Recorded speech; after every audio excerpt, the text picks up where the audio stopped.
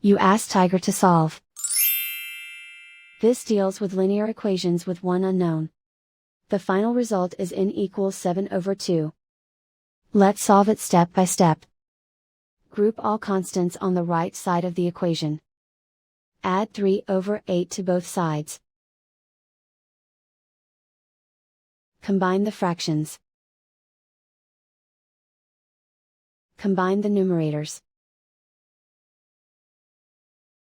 Reduce the zero numerator.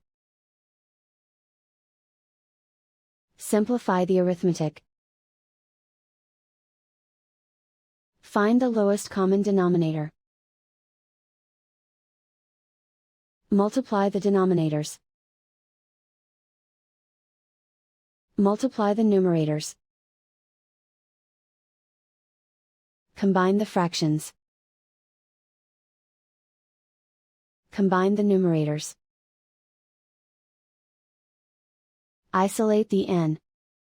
Multiply both sides by inverse fraction 4/1. Group like terms. Multiply the coefficients. Simplify the fraction. Multiply the fractions. Simplify the arithmetic. And so the final result is n equals 7/2.